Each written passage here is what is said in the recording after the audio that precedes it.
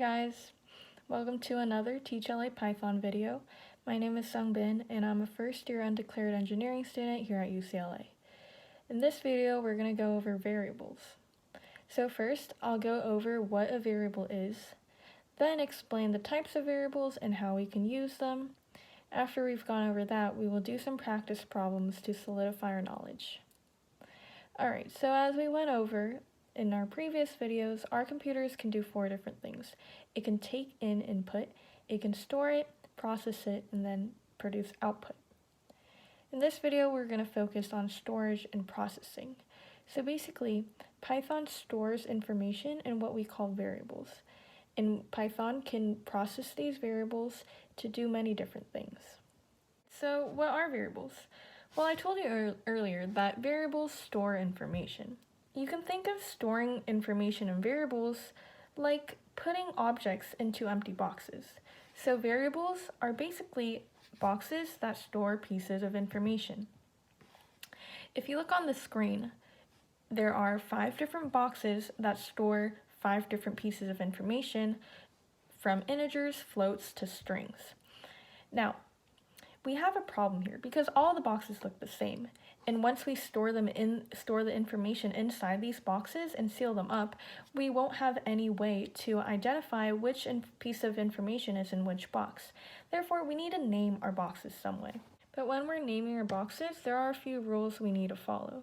Firstly, your variable name cannot contain any character other than a letter from A to Z, a digit from 0 to 9, or an underscore character. On the screen are some examples of variable names that are allowed. So if you look at Python space is space cool, this variable name is not allowed because it contains a space, which isn't a letter, a number, or an underscore.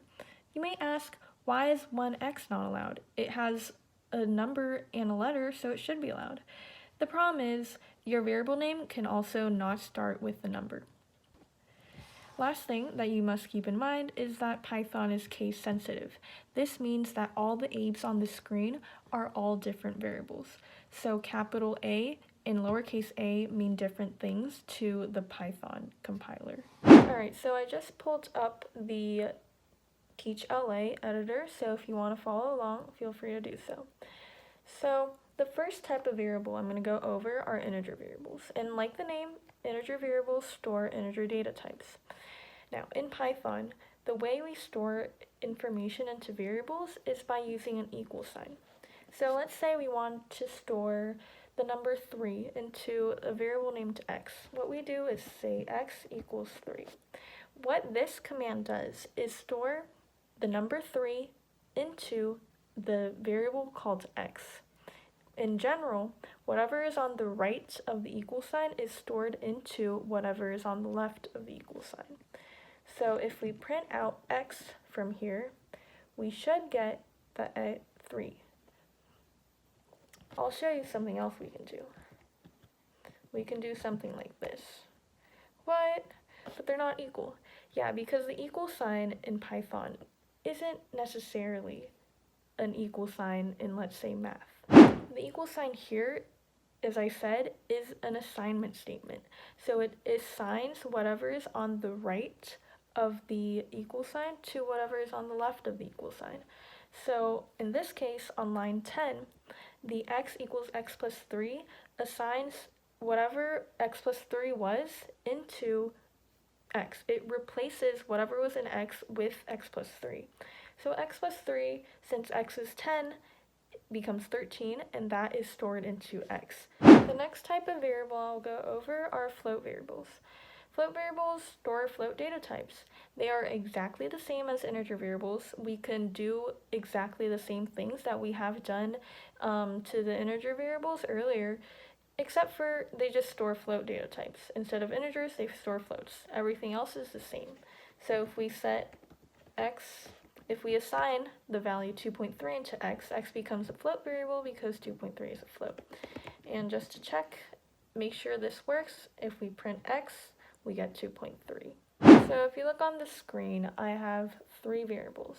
Now I assign 4 to x, so x is now a integer variable, 5.5 to y, so y is a float variable, and the string Python to z, so z is a string variable. If you remember from the data types and operations videos, if you add an integer to a float, nothing bad happens. This would just output 9.5 because 4 plus 5.5 is 9.5. So let's just check to make sure. And yeah, we get 9.5. Now, let's say we wanted to print out 4 space Python. How we would do that is we need to make sure that we turn 4 into a string. So to do that, we just say string parentheses x and then close parentheses plus space Python plus c.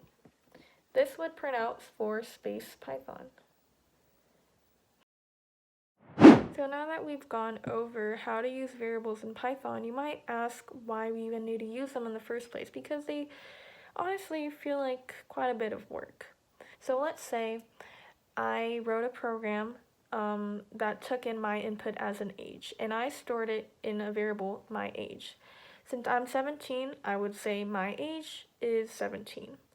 Now, I turn 18 in a few days, so if I wanted to change my age, all I needed to do is go to where I assigned 17 to my age and turn it to 18. Doing this will change all the values of my age to 18 instead of me going through all the 17s in my code and changing it to 18. And also, variables are useful because we can name our variable something very useful. So, as I said, we can name our variable my age and have that variable actually be my age. Or it can be number of people and have that variable be the actual number of people there.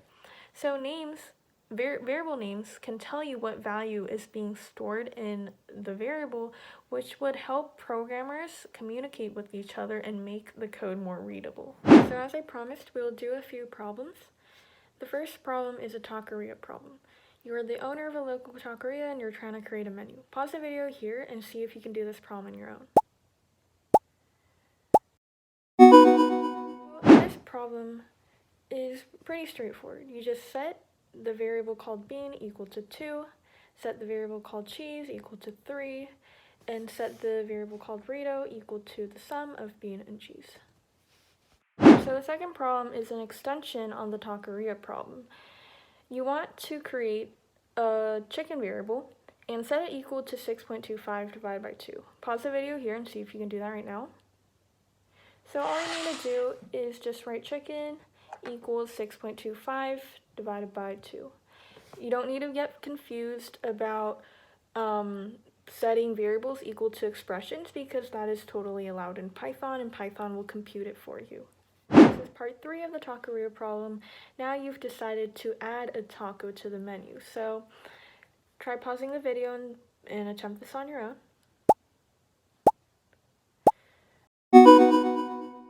Now we need to create a taco item. So you type taco equals, it's the equal to the remainder of burrito divided by 3, which is just burrito modulus 3.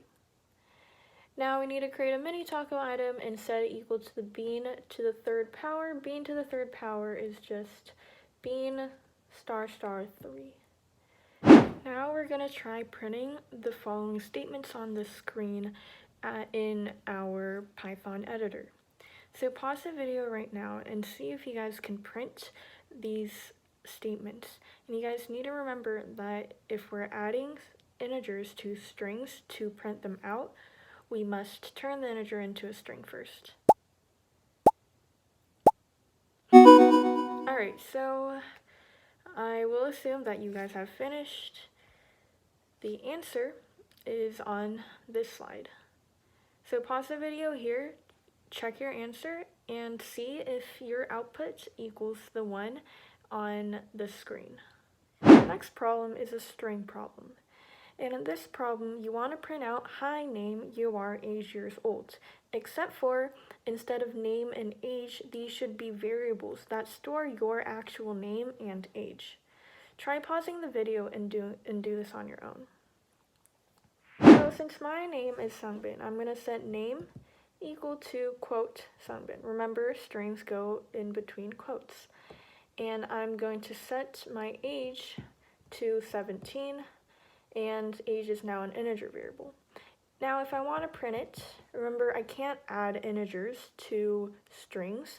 I need to turn the integer to a string first. So I will print out quote hi space quote plus Seongbin, or sorry, my name plus comma space you are plus, now remember you need to turn this age to a string, so string parentheses age parentheses plus quote years old. And now printing this out as an output, we get hi Seongbin, you are 17 years old, or whatever your name and age is. Alright, so that was the last problem, and this is the end of the video. Before we go, I would like to thank a few people. Helia for being an awesome team manager, Austin and Advaith for creating these wonderful slides and problems for us, Drew for drawing and adding in the awesome pictures into the slides, Ashley for doing the captions and Spanish translation, and Einar for editing the video.